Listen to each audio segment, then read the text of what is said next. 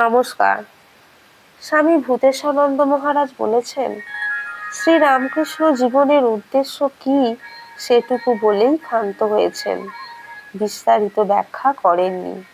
কারণ প্রত্যেক ব্যক্তিকেই স্বতন্ত্রভাবে অগ্রসর হতে হবে, নিজের নিজের পথটি নিজেকেই খুঁজে নিতে হবে।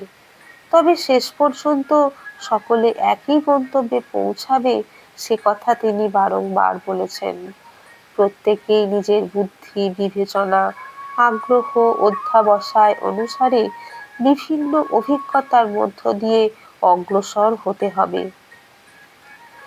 সর্বসাধারণের জন্য সুনির্দিষ্ট কোনো একটি রাস্তা নেই। ঈশ্বরোপলব্ধি বা ভগবৎ দর্শন, এই শব্দগুলির অর্থ প্রথমে অত্যন্ত অস্পষ্ট মনে হলেও যদি আন্তরিকভাবে অধ্যাবসায় সহকারে লক্ষ্য স্থির রেখে অগ্রসর হওয়া যায়, তবে ধীরে ধীরে লক্ষ্যের স্বরূপটি নিজের অন্তরের মধ্যেই ক্রমে স্পষ্ট হয়ে ওঠে।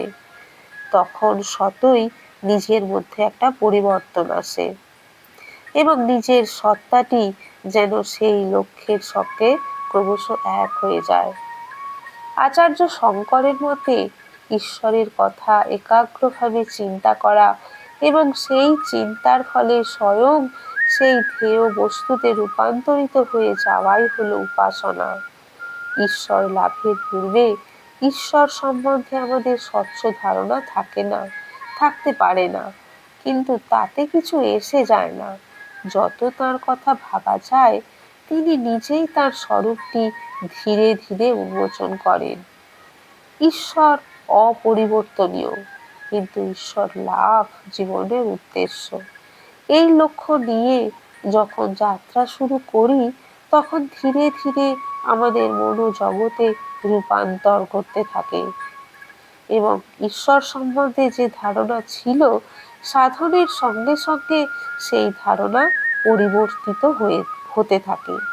আসল কথাটা হলো এই যে, লক্ষ্য বস্তুটি থেকে ভ্রষ্ট না হয়ে নিষ্ঠা, একাগ্রতা ও অধ্যাবসায়ের সঙ্গে এগিয়ে চলা, কোনো সময়ই যেন থেমে না যায়।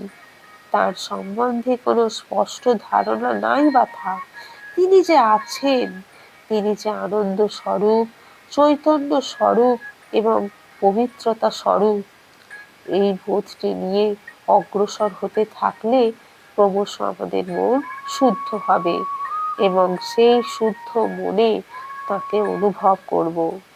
তখন আমাদের জীবনের উদ্দেশ্য সিদ্ধ হবে, আমাদের জীবনের পরিপূর্ণ সার্থকতা আসবে। এরই নাম ঈশ্বর দর্শন, যাকে আমরা পেতে চাইছি, যা আমাদের লক্ষ্য, আমরা তখন তাই হয়ে যাব। নমস্কার।